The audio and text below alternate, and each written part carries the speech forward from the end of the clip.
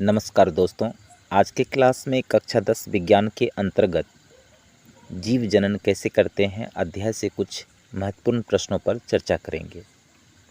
दोस्तों, यह अध्याय परीक्षा की दृष्टि से बेहद महत्वपूर्ण है और अक्सर इससे ऑब्जेक्टिव और सब्जेक्टिव प्रश्न पूछे जाते हैं।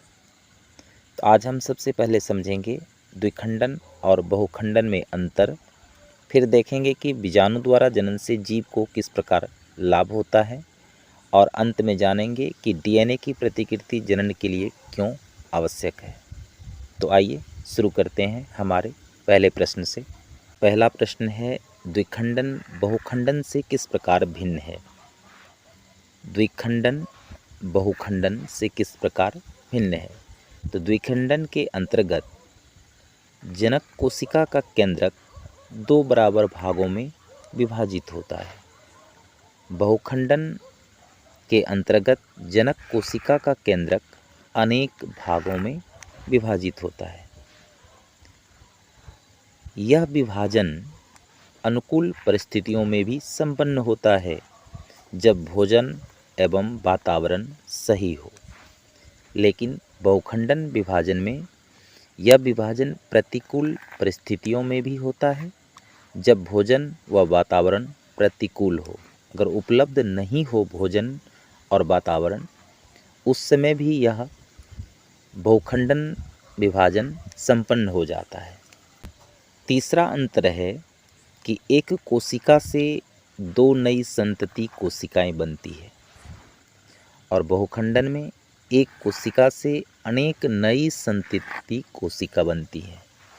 यानी द्विखंडन के अंतर्गत एक कोशिका से सिर्फ दो नई संतति कोशिका बनती है, लेकिन बहुखंडन में अनेक नई संतति कोशिका बनती है। उदाहरण के लिए द्विखंडन में अमीबा, पैरामीशियम, यूग्लिना, इन सभी एक कोशीय जीवों में द्विखंडन की प्रक्रिया संपन्न होती है और बहुखंडन की प्रक्रिया किस में संपन्न होती है। प्लाज्मोडियम, जो मलेरिया का परजीवी है। बीजाणु द्वारा जनन से जीव किस प्रकार लाभान्वित होता है। पहले इनको समझिए कि बीजाणु द्वारा जनन क्या है। तो बीजाणु द्वारा जनन एक अलैंगिक प्रजनन की विधि है जिसमें जीव अपने शरीर में बीजाणुधानी बनाता है, जिसमें अनेक सूक्ष्म बीजाणु उत्पन्न होते हैं। बीजाणुधानी फटने पर ये बीजाणु बाहर फैल जाते हैं और अनुकूल परिस्थितियां मिलने पर भी नए जीव बना लेते हैं। इनसे लाभ क्या होता है। तो बीजाणु की जो मोटी भित्ति होती है उन्हें प्रतिकूल परिस्थितियों से बचाती है और अनुकूल परिस्थिति मिलते ही वे तेजी से अंकुरित हो जाते हैं। तीसरा लाभ है, एक साथ बहुत सारे बीजाणु बनने से बड़ी संख्या में संतति उत्पन्न होती है। यानी एक साथ बहुत सारा बीजाणु बनता है जिसमें काफ़ी मात्रा में संतति यानी जीव उत्पन्न होती है। तो इस प्रकार प्रजाति का अस्तित्व सुरक्षित रहता है। तो निष्कर्षतः हम कह सकते हैं कि बीजाणु द्वारा जनन जीवों के लिए अत्यधिक लाभकारी है, क्योंकि यह कठिन परिस्थितियों में भी जीव को सुरक्षित रखता है और अनुकूल परिस्थिति मिलते ही बड़ी संख्या में संतति प्रदान करता है।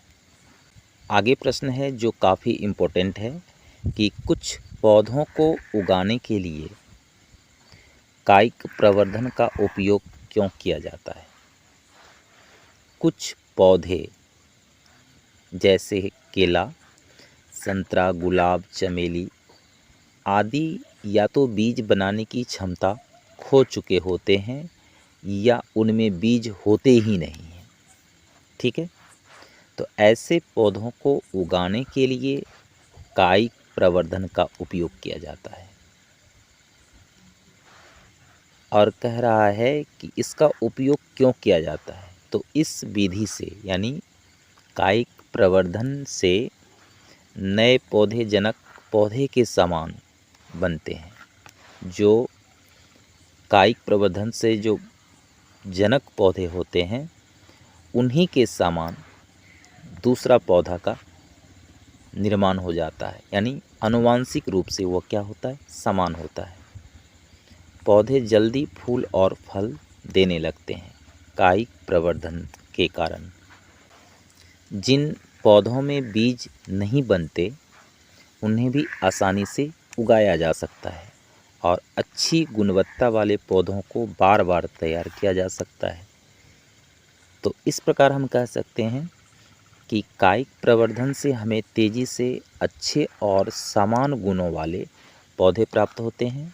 इसलिए केला, संतरा, गुलाब, चमेली जैसे पौधों में इसका प्रयोग किया जाता है।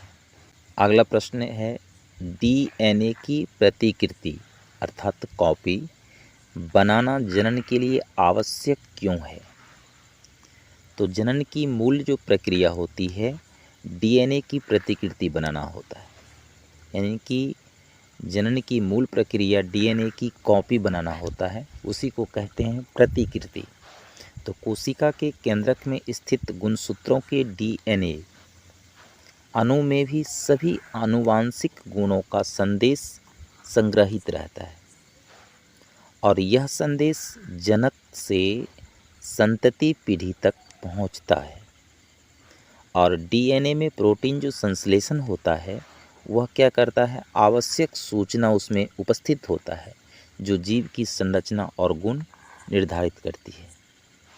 तो प्रतिकृति बनने से दो समान डीएनए अणु बन जाते हैं जिससे नई संतति को सही आनुवांशिक सूचना मिलती है।